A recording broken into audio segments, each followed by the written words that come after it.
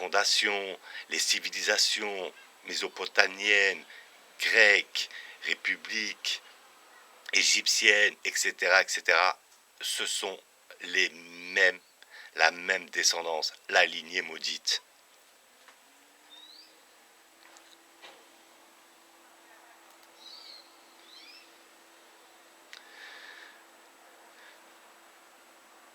Alors l'opposition entre deux frères, parfois jumeaux, est très répandue dans les mythes, contes et légendes.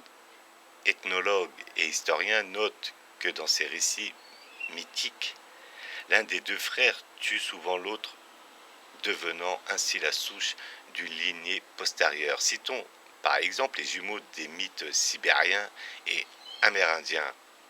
Tout le monde connaît Osiris et Seth dans la mythologie égyptienne, les frères Shun et Yao dans la mythologie chinoise, et enfin Rémus et Romulus dans le mythe de la fondation de Rome. Ainsi qu'un pourrait représenter le mal et Abel le bien, dans une dualité qui évoque la chute et le péché originel.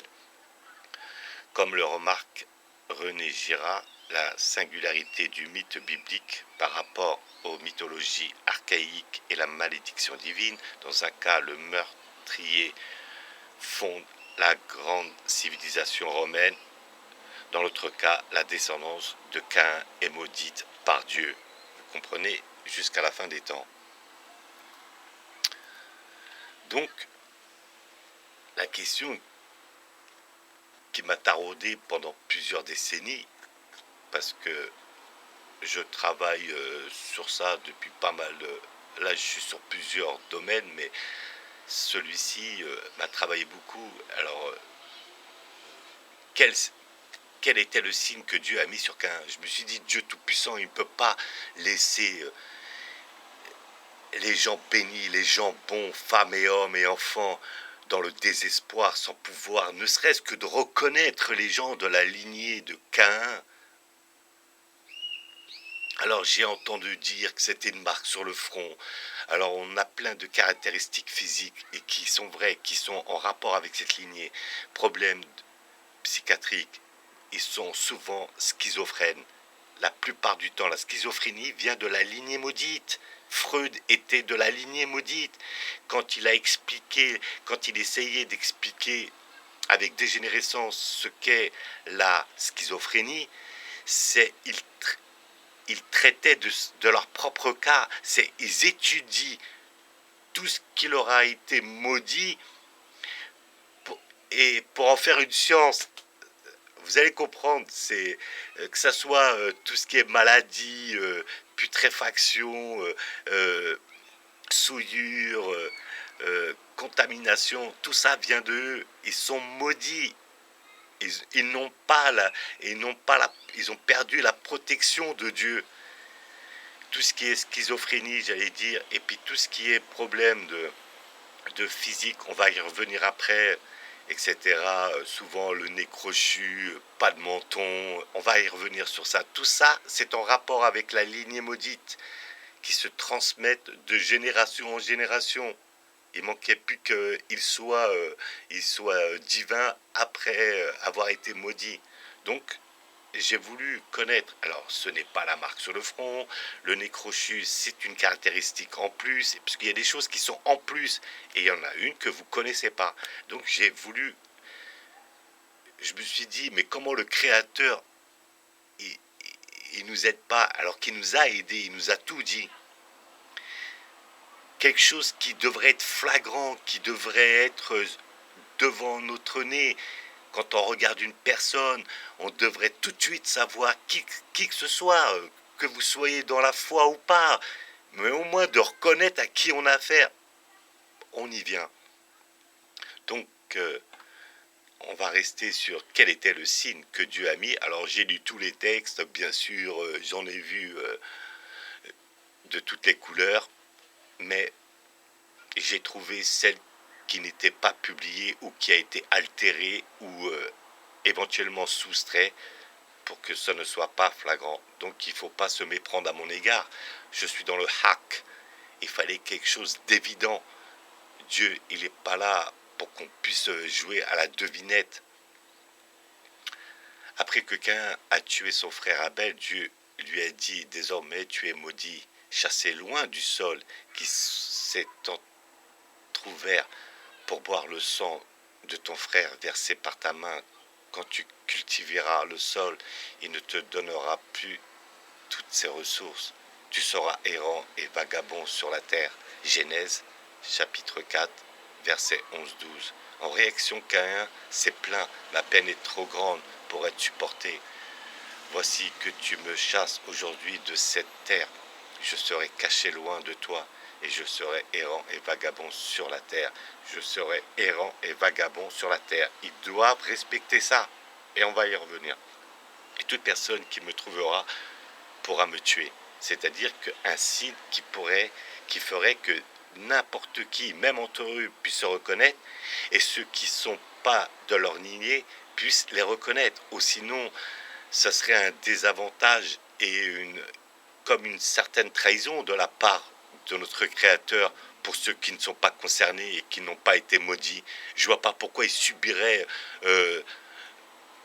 en plus de tout ce qui peut être falsifié, une chose qui devrait les aider au premier regard, comme le mot le dit. Et toute personne qui me trouvera pourra me tuer. Dieu a répondu, si quelqu'un tue Caïn, Caïn sera vengé cette fois. Et l'Éternel mit un signe sur Caïn, afin que ceux qui le trouveraient ne le tuent pas. D'accord. Donc ce signe, c'est pas une marque sur le front, une cicatrice, parce qu'il faut qu'elle puisse être transmise de génération, de siècle en siècle, jusqu'à nos jours, en 2021. Ce n'est pas une tache de rousseur, ce n'est pas un grain de beauté. Il faut que ce soit... Ceci vient du Créateur. C'est une chose qui ne peut pas être enlevée, même par la science.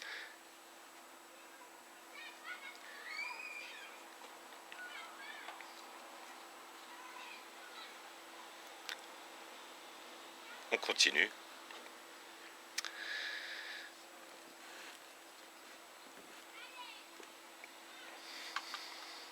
Gardez l'enfer. Dieu a donné aux anges chargés de cette fonction le nom de Zabania. Dieu dit qu'il appelle donc son assemblée. Nous appellerons les gardiens de l'enfer. Zabania. Sourate 96, versets 17-18. Dieu indique qu'ils sont au nombre de 19 et qui te dira ce qu'est Sakar, l'enfer, et ne laisse rien et n'épargne rien. Il brûle la peau et la noircit. Ils sont 19 à y veiller. Nous n'avons assigné comme gardiens du feu que des anges. Cependant, nous n'en avons fixé le nombre que pour éprouver les mécréants, ceux de la lignée maudite. Sourate 74, verset 27-31. Zabania. Continue. La palette des couleurs de base est donc réduite au départ, comme ce fut le cas de bien des cultures anciennes.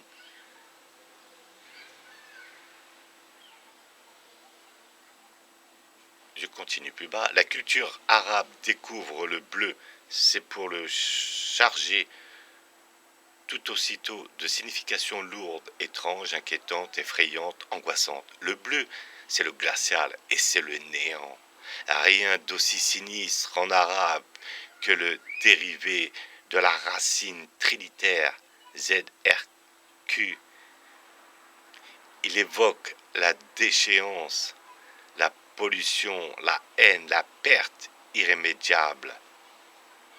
Zaraka, c'est bleuir et c'est déféquer. Zarika, c'est virer bleu, c'est aussi être aveuglé et perdre la vue. Un ennemi implacable, méchant, qui a juré votre perte, et c'est un ennemi bleu.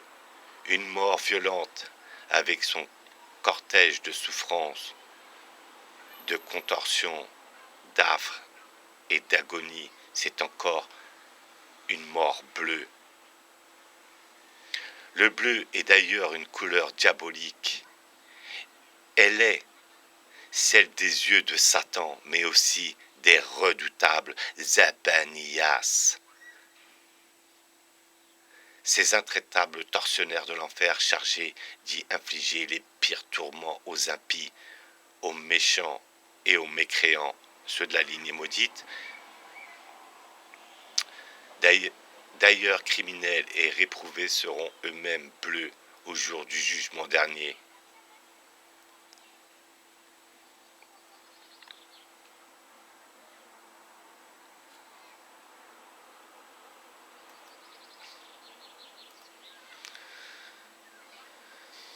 Certes, quiconque donne un associé à Dieu, alors Dieu lui interdit le paradis. Donc, depuis Caïn, en passant par Noé, on retrouve la malédiction et le maudit à travers un de ses fils, etc. Sodome et Gomorre, anéantis, les Hudes, les Hades, etc., etc.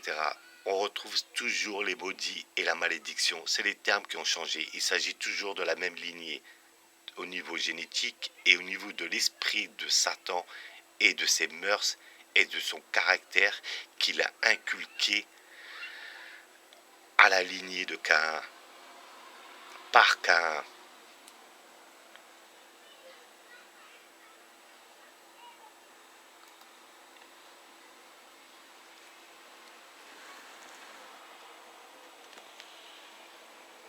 Caïn dit à l'Éternel, mon châtiment est trop grand pour être supporté. Voici, tu me chasses aujourd'hui de cette terre. Je serai caché loin de ta face. Je serai errant et vagabond sur la terre. Et quiconque me trouvera me tuera. L'Éternel lui dit, si quelqu'un tuait Caïn, Caïn serait vengé 7 fois. Et l'Éternel mit un signe sur Caïn. Quiconque le trouverait ne le tua point. Donc, vagabond, errant. Vous n'avez pas remarqué que la plupart de vos élites, ils sont toujours en déplacement et qu'ils ne peuvent pas, ils ont interdiction d'être sédentaires, parce que vous n'avez pas fait attention à ça. Moi, je les ai analysés. J'ai remarqué qu'avec leur histoire de Davos, de l'OMS, des fondations à travers le monde, ils se déplacent en permanence. Ils ne sont jamais une décennie dans le même endroit. Parce qu'ils appliquent le règlement du Tout-Puissant. Ils n'ont plus le droit de cultiver la terre. La terre ne leur donnera rien. Donc il a fallu créer des villes, des civilisations pour faire travailler ceux qui n'ont pas été maudits et qui puissent faire le travail à leur place. C'est pas ce que vous êtes en train de vivre.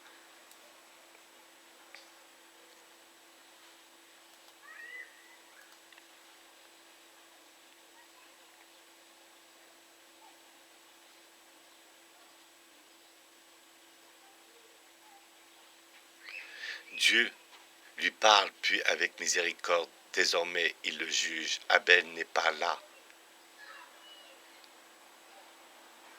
Et à travers son sang, la loi de Dieu doit être satisfaite. Le sang, on appelle à Dieu pour la justice. Œil pour œil, Genèse chapitre 9, verset 6. Dieu énoncera la loi sur la peine capitale. Maintenant tu seras maudit de la terre qui a ouvert sa bouche pour recevoir de ta main le sang de ton frère. Quand tu cultiveras le sol, il ne te donnera plus sa richesse. Tu seras errant et vagabond sur la terre. Genèse chapitre 4, verset 11-12. Donc si vous regardez Athélie, un exemple de la ligne maudite, toujours en déplacement. Si vous voyez Trump, ils sont tous en déplacement et ils vous font croire que c'est professionnel. Non, ils respectent le commandement de Dieu. Être maudit, ce n'est pas rien. Vous allez comprendre. Donc on s'occupe de leurs caractéristiques psychologiques, physiques, psychologiques, etc., etc. Et surtout le signe qui va faire qu'on puisse les reconnaître.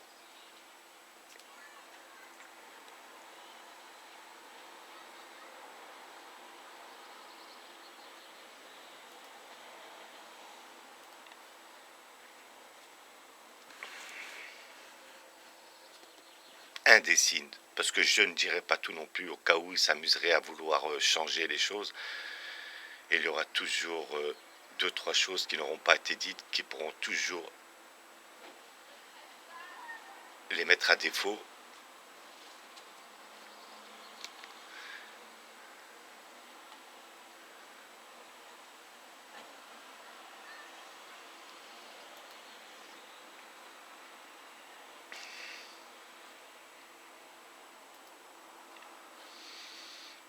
L'un des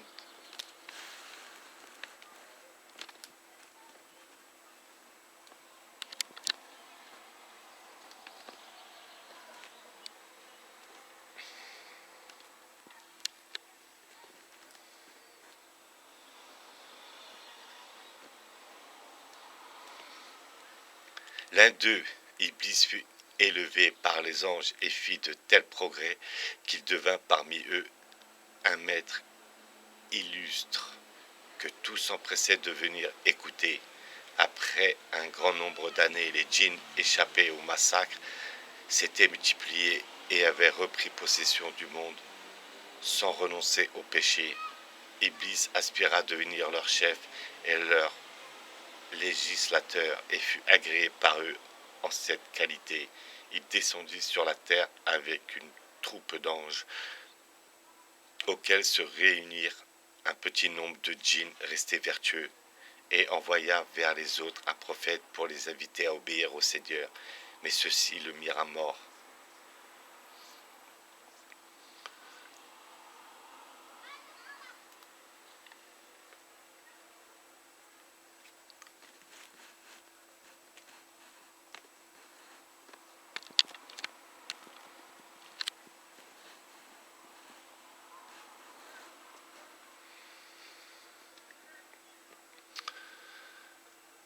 Donc, ce que j'aimerais, c'est que vous fassiez aussi, vous avez tous vu des films américains, Hollywood, vous connaissez les acteurs, les chanteurs et tout, ils ont une caractéristique, la lignée, la reine Elisabeth, Attali, Brzezinski, bref, je ne vais pas tous les citer, mais vous allez faire des recherches au niveau photo et vous allez constater une chose, c'est que toute cette lignée maudite ont une caractéristique qui est similaire et qui doivent se transmettre de génération en génération.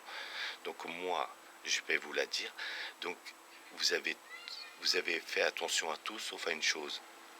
On dit que les yeux de couleur sont le miroir de l'âme. Alors on va commencer par ceux qui enveloppent cette caractéristique et toutes les mœurs sataniques. C'est la lignée maudite proprement dit. Et on verra les ramifications qui ont des changements et des choses beaucoup plus beaucoup plus approfondies ou moins approfondies en fonction des ramifications et des lignages. Alors vous avez tous fait attention et vous allez pouvoir aller chercher. Vous verrez ces gens-là d'une autre personne. C'est flagrant. Ils ont tous les yeux bleus. Alors au début, je me suis dit c'est pas suffisant comme moyen, mais je me suis dit que ça pouvait être finalement voilà quoi, que c'était pas exceptionnel, que c'était un peu normal quoi.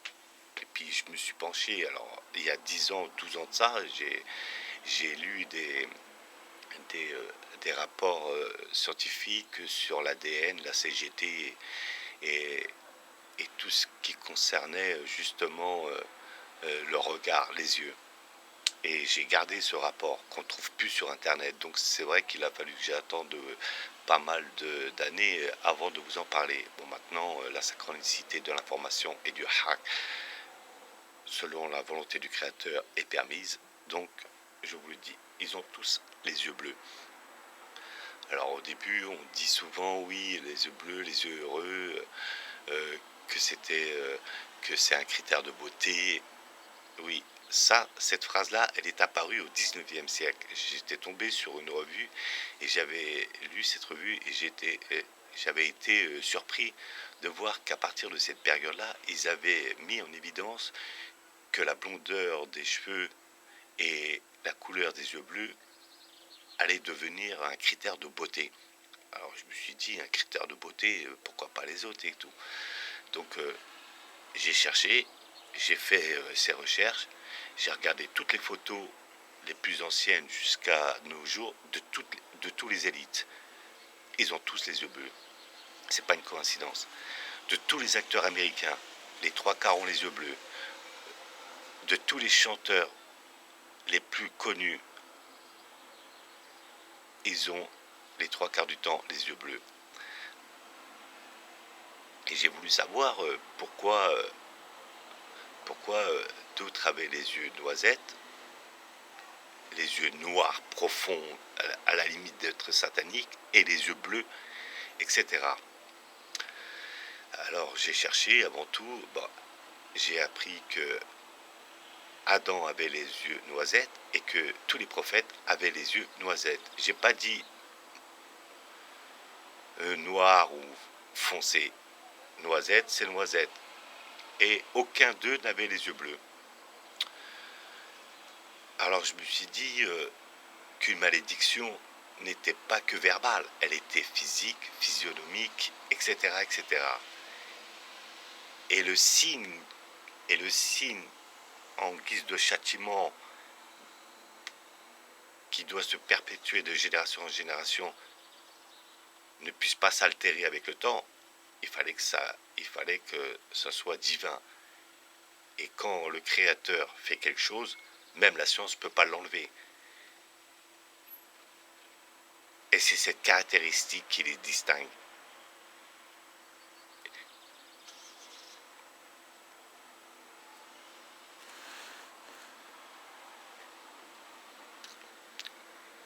Bien sûr, vous avez des exceptions, ceux qui ont été excommuniés et ceux qui ont été vers la repentance et qui ont les yeux bleus. Mère Teresa, l'abbé Pierre, etc., etc. C'est des gens qui ont les yeux bleus, effectivement, mais qui ont été des exceptions parce qu'ils ont choisi le chemin de la repentance. Vous allez tout comprendre. Donc ils ont consacré leur vie à faire le bien pour notre Créateur. C'est les seules exceptions. Tous les autres font partie intégrante du satanisme et de la lignée maudite et qu'ils appliquent avec j'allais dire, et c'est cette caractéristique qui les distingue.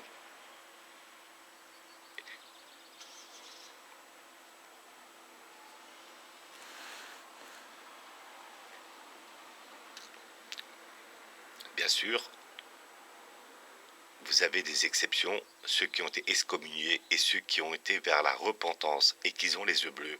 Mère Teresa, l'abbé Pierre, etc., etc. C'est des gens qui ont les yeux bleus, effectivement, mais qui ont été des exceptions parce qu'ils ont choisi le chemin de la repentance. Vous allez tout comprendre. Donc ils ont consacré leur vie à faire le bien pour notre Créateur. C'est les seules exceptions. Tous les autres font partie intégrante du satanisme et de la lignée maudite et qu'ils appliquent avec j'allais dire, avec fierté et sans détour.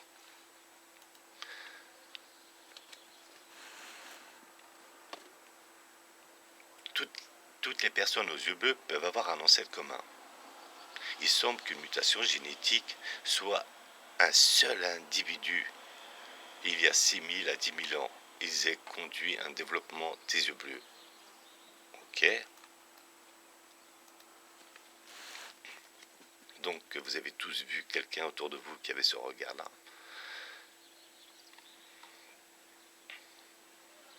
L'origine des yeux bleus. Une équipe de l'université de Copenhague a traqué la mutation génétique responsable de la couleur bleue des yeux et qui date d'environ 8000 ans. Leur recherche indique l'existence d'un ancêtre commun unique. Eh bien, nous y voilà. Cet ancêtre commun unique, c'est Caïn.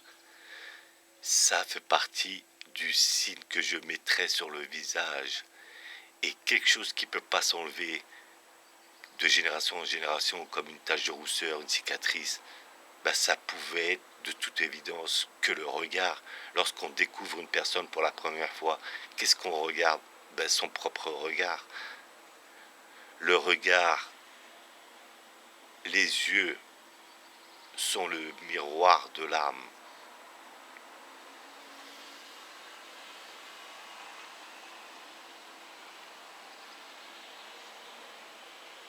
À l'origine, nous avions tous les yeux marrons, explique le professeur Herbeck du département biologique cellulaire et moléculaire de l'université de Copenhague.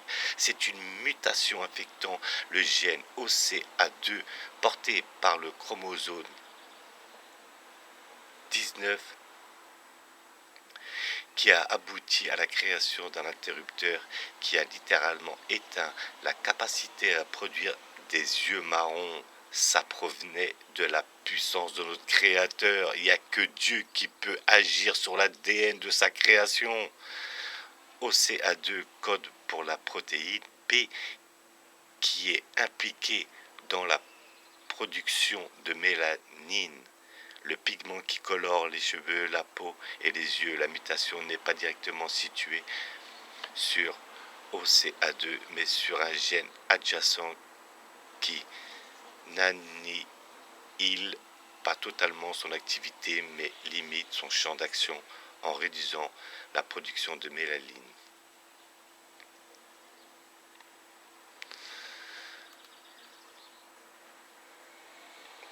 Après des années d'études de recherche, une équipe scientifique danoise ose l'affirmer, tous les humains ayant les yeux bleus sur l'ensemble de la planète sont les descendants d'un unique ancêtre commun. Celui-ci, homme ou femme, on ne sait pas, serait né avec une mutation génétique spontanée qui aurait transformé les yeux marrons que tout le monde avait alors en yeux bleus. Cela se serait passé il y a entre 6000 et 10 000 ans. Et depuis, ce caractère bleu se serait lentement mais sûrement répandu dans toutes les populations. Une conclusion basée sur des études génétiques sérieuses. Donc, vous avez compris, lorsque la lignée de Caïn s'est répandue par l'Europe et a créé toutes ces civilisations, il portait ce gène-là. Et qu'est-ce qu'on trouve en Europe? Les 3/4 de ceux qui ont les yeux bleus sont de ces contrées-là. Ils sont tous intégrante partie de la ligne maudite. Après, vous allez me dire, oui, il y en a, bien sûr, les Algériens, ils ont été colonisés plus de 150 ans par les républicains. Ils ont violé un maximum de femmes. Alors, il faut savoir qu'à l'époque, c'était pas l'or qui était convoité, c'était la femme. Il fallait diminuer cette malédiction. Et ils pensaient qu'en violant les femmes, en kidnappant les femmes de la lignée de Seth, entre autres, et de la lignée bénie, ils allaient pouvoir diminuer cette malédiction et se préserver un maximum, ou de rectifier certains défauts de leur ADN, la CGT. Mais non, quand ça vient du Créateur, ça vient du Créateur. C'est pour ça qu'ils ont été les premiers à créer des laboratoires pour pouvoir travailler et pallier sur ces malédictions. Parce que vous avez vu, ils ont plusieurs malédictions en eux. La schizophrénie, tout ce qui est d'ordre psychologique, schizophrénie, tout ce qui est d'ordre physique, le nez, les mentons, etc. On va y revenir après. Tout ce qui est de l'ADN, donc l'altération au niveau des yeux, qui ne pouvait venir que du Créateur. Voilà le signe que je mettrais sur ton visage. Il s'agissait des yeux et de la couleur bleue. Alors par exemple, on trouve des yeux bleus au Maghreb, etc., dans d'autres contrées du monde. Bien sûr, c'est tous les viols, tous les guerres et tout. Leur seul but, c'était la femme. On dominait un pays quand on changeait sa population. Et c'est la femme qui elle, va donner naissance à des gènes. C'est pour ça que Dieu vous a interdit le métissage. La couleur des yeux dépend des gènes des deux parents, le marron étant dominant. Un parent ayant les yeux de cette couleur peut néanmoins être porteur d'un allèle bleu, en conséquence de façon synthétique. Si les deux parents ont les yeux marrons, la probabilité que les enfants aient des yeux marrons est supérieure à 70%. Si l'un des deux parents a eu les yeux marrons avec deux allèles bruns, la probabilité que l'enfant ait les yeux marrons est à peu près certaine. Si l'un des deux parents a les yeux marrons avec un allèle récessif bleu et que l'autre a les yeux bleus, la probabilité d'avoir les yeux marrons est de 50%. Si les deux parents ont les yeux bleus, l'enfant aura les yeux bleus. En pratique, cependant, la couleur des yeux est un caractère complexe, non mendélien. Et la probabilité qu'un enfant de deux parents aux yeux bleus n'ait pas les yeux bleus est d'environ que 10%. Bon, voilà, c'est pour tout ce qui était métissage et ceux qu'on rencontre dans des pays où il n'y a pas de personnes censées avoir les yeux bleus. On les retrouve éparpillés, c'est dû à la colonisation, aux guerres, aux viols de femmes, de répandre leur, leur putréfaction de la malédiction à travers des peuples qui ne sont pas maudits. Alors vous avez bien sûr des gens qui ont les yeux marrons et noirs et qui ont tous les vices de Satan. D'accord? Donc j'ai constaté souvent, je me rappelle étant jeune au Maroc, souvent on me disait quand je voulais sortir seul alors que j'étais jeune, on me disait souvent faire attention au Wad Haram. Donc je comprenais pas, moi je pensais que c'était fait attention aux personnes méchantes, je pensais que ça voulait dire méchant, mais Wad Haram, ça veut dire les personnes maudites, quoi, les personnes qui sont pas, voilà, j'allais dire, qui sont pas saints, etc., etc. Donc vous avez un peu de tout. Alors eux, ils ne sont pas maudits parce ils ont les yeux marrons, j'ai pas dit noisettes, et noirs.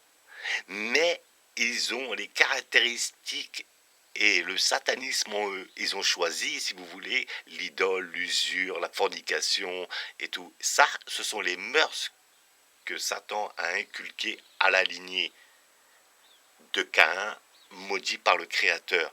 Donc, ce sont eux les ramifications, ceux qui œuvrent pour les élites de la lignée de Caïn et qui sont répandus partout dans le monde. Ceux qui ne vouent pas une existence à Dieu sont automatiquement dans la perdition et à l'opposé de ce qui doit être fait, ce que le Créateur vous recommande de faire à tout à chacun.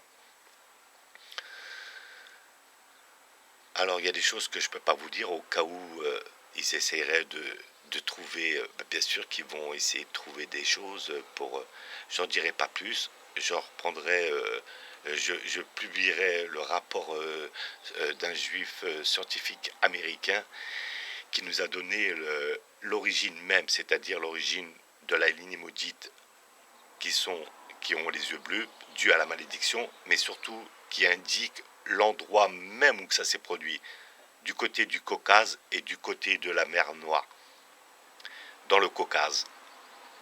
Ce qui va avec, bien sûr, tout ce qui est d'ordre scientifique et des livres saints.